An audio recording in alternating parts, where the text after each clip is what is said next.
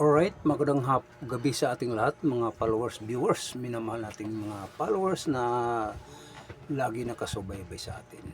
So, sana panghintulutan tong mga konti natin na medyo maaliwalas sa buong mundo na sabi ni Harry Roque tungkol kay Duterte na malabo nga makalaya o natanggap na ni Roa Duterte ang buong na pangyayari sa ating bayan. Pero mahal pa niya rin ang mamayang Pilipino, mahal niya ang bayan.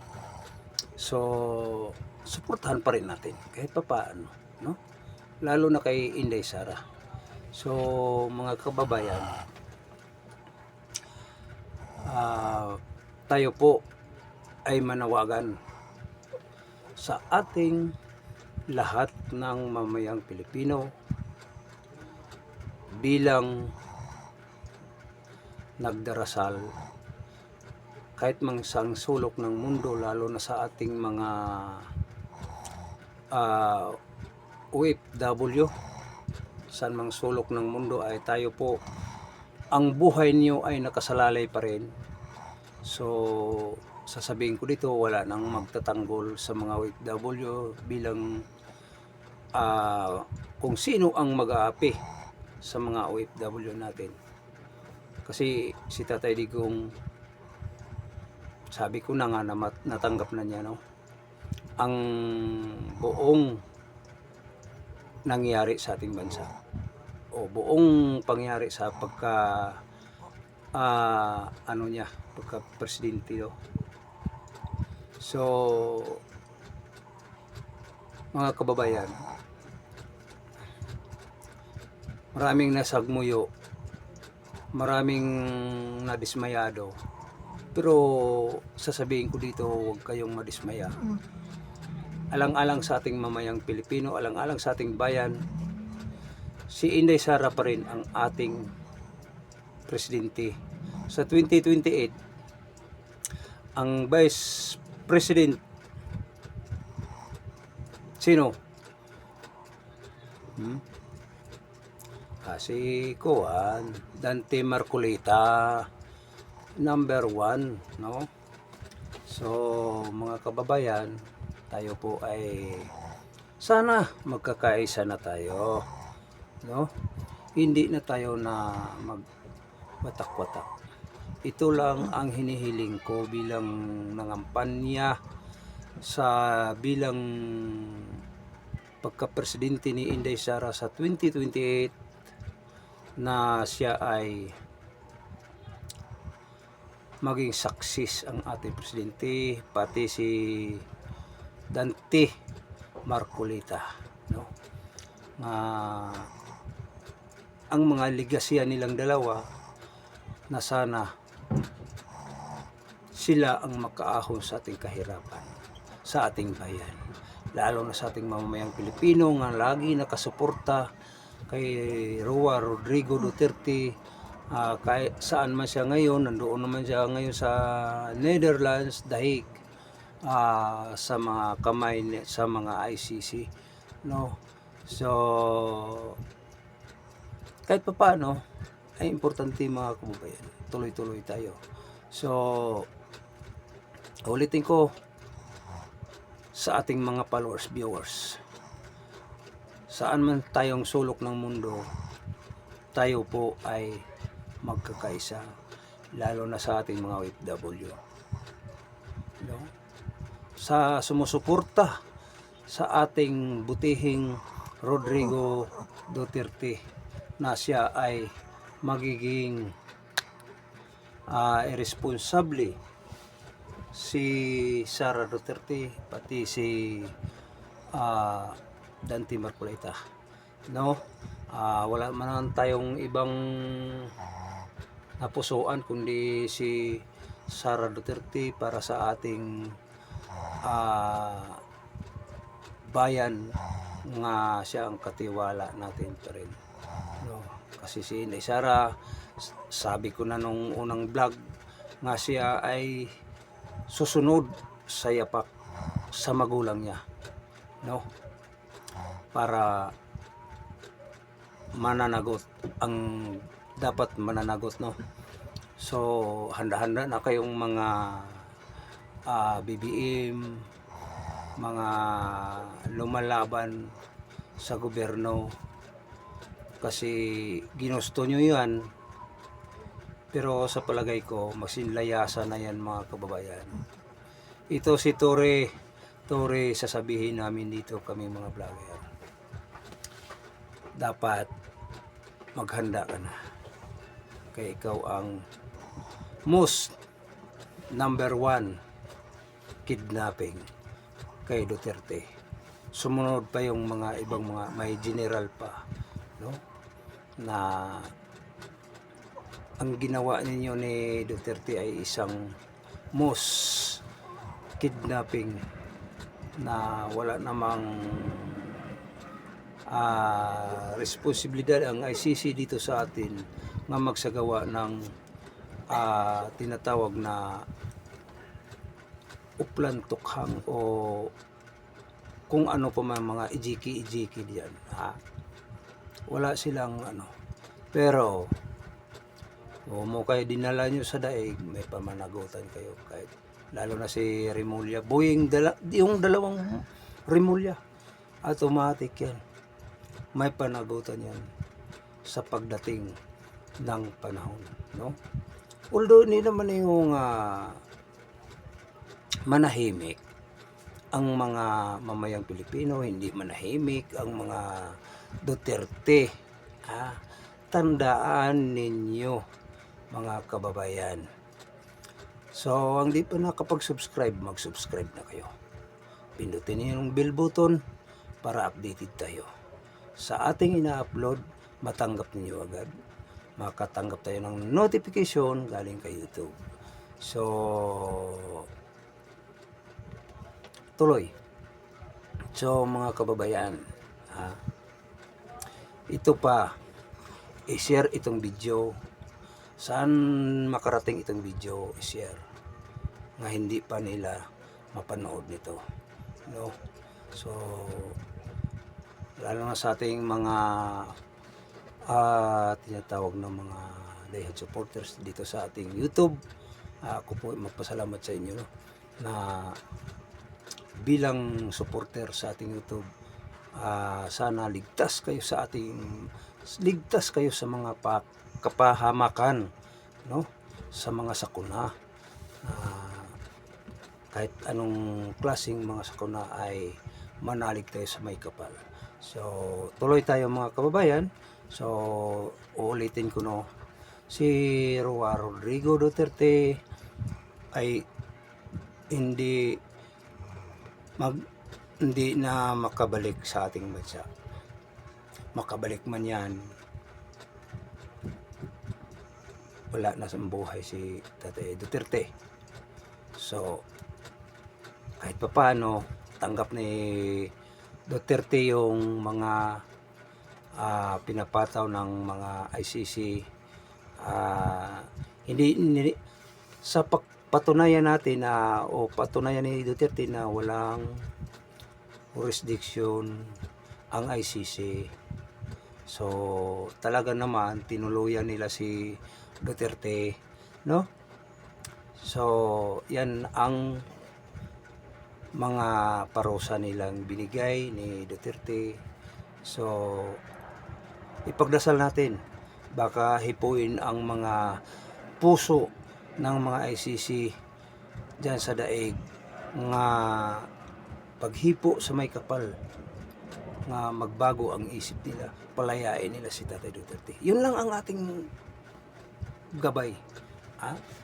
Manalig tayo sa ating sarili, hindi tayo magsobrang kampante, lalo na sa eleksyon, no? Kasi di natin hawak ang makinarya. Ang hawak pa rin, sila ang may hawak.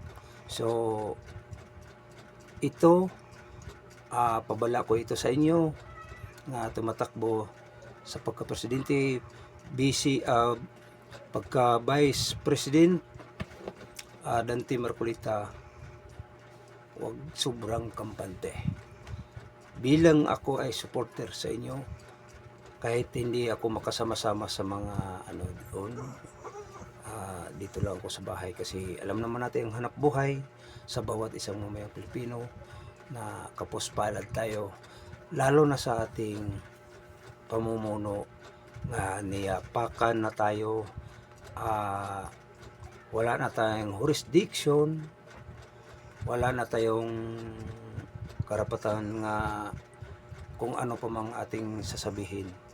Pero isa lang ang sabihin ko dito, ang may kapal, manalig tayo. So tuloy tayo mga kababayan. So lalo na sa mga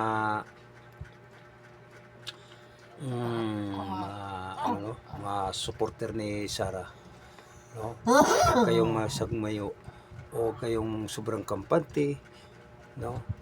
Kahit sino sa atin, kasi ang ating bansa wala na tayong aasahan kundi si Inday Sara, si Dante Marcolita, no? So mga kababayan, ito lang ang masasabi natin, no? Sana itong mga natin panghintulutan sa may kapal, nga hipuin ang puso nila, yung mag-iba ang ihip o palayain nila si Tatay Duterte o manalo si Inday Sara sa pagka-presidente, pati si Dante Marcolita, no? So kahit pa paano masaya tayo nga sa ating butihing Duterte nga naiwan siyang mga legasiya hanggat natapos yung term niya sa pagka-presidente. Hindi natin makalimutan sa lahat ng mamamayang Pilipino, saan mang sulok ng mundo o saan mang mga nakatira ang ating mga kapatid ng Pilipino, lalo na sa mga Pilipino overseas, no? Ito lang ang masasabi natin, na tayo po magkakaisa pa rin, no? So tuloy lang, laban lang sa kahirapan. Shout out sa ating mga OFW, shout out sa ating mga supporters, shout out sa ating mga kapatid, mga Pilipino, no? So dito naman parte kay sa tapagsalita ni Bongbong Marcos, si Claire Castro, ang sabi niya dito, pwede ba at itigil natin ang mga flood control sa mga usapin? Ay hindi pwede. Hindi pwede. Bakit? Magkano ba, Claire Castro, ang nabayad ninyo ni Bongbong? Bakit pipigilan ninyo ang mamayang Pilipino? Pigilan man kung sino ang magsalita about sa flood control. Hindi kayo or wala kayong katungod nga mga Duterte ay magsalita pa rin, hindi mapigilan, no? So baka kinakabahan na kayo sa mga ginagawa nyo. Ay sa katunayan nakikita na mayroon ng umalis na sa ating bansa, ha? Bilang star witness sa flood control. So, dinidinay nila na wala ang kinalaman kung si yung Philippine Navy ba yun? Sino ba yun? Kalimutan ko na. So, tuloy tayo. Si Claire, malaking na kulimbat sa flood control, no? So, hindi tayo manahimik mga mamayang Pilipino. Bilang tayo ay inaapakan ng ating bansa, manipula na nila ang ating Rodrigo Duterte, Sara Duterte, no? Duterte family, inapula na nila, no? Grabing pag nila, sinasabi nilang may panagutan pa rin sila. Sige, nasa iyo naman yun. Kayo pa ngayon ang hari, no? Kayo ang hari ngayon. Sa sunod, ang ating mahal nga presidente si Sara Duterte. Pero handa-handa kayo. Maglalayas na kayo. Alam mo namin, magsinlayasan kayo, no? Sa pag-surrender ninyo sa ating saligan batas o sa ating konstitusyon na dapat hindi i-surrender kasi may konstitusyon tayo, may saligan batas tayo dito sa ating bansa, no? Bakit kung may kasalanan si Duterte, dapat dito sa atin litisin, hindi dalhin doon sa ibang bansa? Bakit ang ibang bansa na ba ang hawak natin sa ating bansa? Ang ibang bansa ba'y, ulitin ko ibang bansa na ba ang naghawak sa ating bansa? Bakit wala na tayong tiwala sa ating soberanya? Sinurinder niyo yung soberanya. Yan ang tandaan ninyo. Ngayon, wala kayong utang na loob, mga Duterte. Mga Marcos. Wala kayong utang, mga Marcos. Pinalibing ni Duterte ang iyong ama. Ngayon, sinurrender nyo, kinidnap nyo. Para saan? Para managpatuloy kayo sa inyong ligasiya nga pangnakaw sa ating kaban ng pera, pangulimbat sa ating kaban o pangulimbat sa mamayang Pilipino, kung ano-ano na lang. Bakit hindi mahuli-huli ang malalaking isda? Bakit ang mahuhuli maliliit lang? Bakit agad-agad nakukulong yung mga maliliit ng mga nandyan sa maliliit ng posisyon? Bakit kayo hindi mahuli-huli? Pero mahuli pa rin kayo. Bakit? Pag wala na kayo sa posisyon.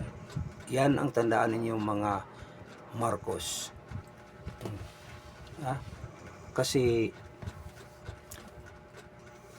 wala nang kayo ay isang kahit maliit ng posisyon, mapapas kayo o mabubura kayo dito pag makaupo na si Inday Sara Duterte sa pagka-presidente. Buburahin na yung mga ligasiya nyo, yung pagkatao nyo. Ito si Amy Marcos, mga kababayan, isa rin itong submarino, nagpakunwari lang. Siya ay support ni Sara. Ito, ulitin ko, ito si Amy Marcos. Submarino ito, mga kababayan. Para makakuha siya ng boto. Basta mga kakampi ni Marcos, mga Marcos, burahin natin. Diba? Ito si Leni Robredo, kakampi na ni Marcos. Di ba? Nakasundo sila. Pero yan, ginagamit nila si Leni Robredo. Pero sa pagdating ng panahon, sisiraan pa rin yan si Leni Robredo. Ganon sila ka salbahe ang mga Marcos, mga kababayan. Ha? Ganon sila.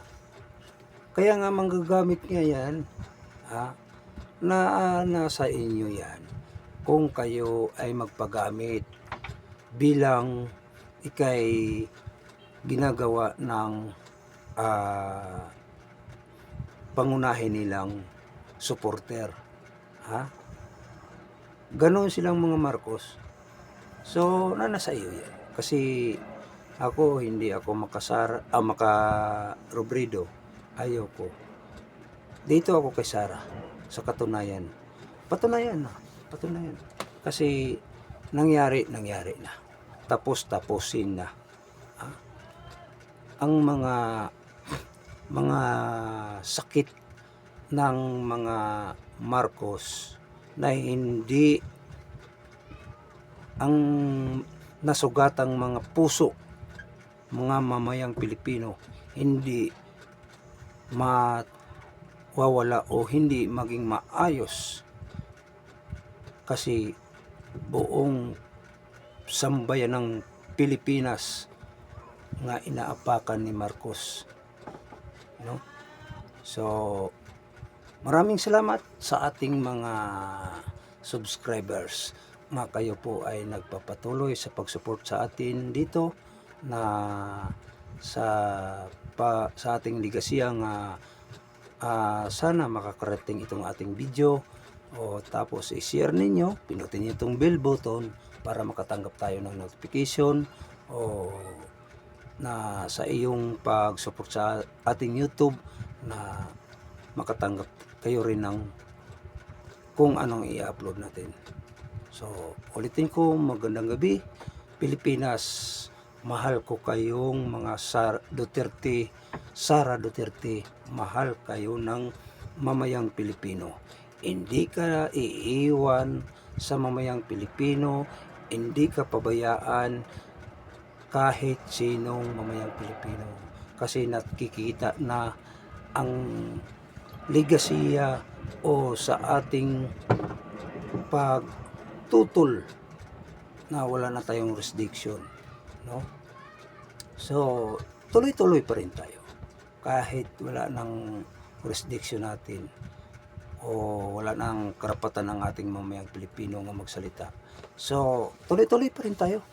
Di tayo matatakot kahit paman kung ilan sila nga nang aapi sa mga Duterte family, sino pa mang mga api sa ating mamayang Pilipino, inaapakan ng ating konstitusyon, ating jurisdiction, di na kinikilala nila, kaya sinurrender nila ang mahal ng ating Pangulo nga si Roa Rodrigo Duterte. So maraming salamat, magandang gabi muli sa ating mamayang Pilipino, magandang gabi Inday Sara Duterte. Bilang ikaw maging presidente, nangampanya ako para sa iyo dito sa kahanginan sa social media. So maraming salamat, God bless, mabuhay Pilipinas, tayo muli.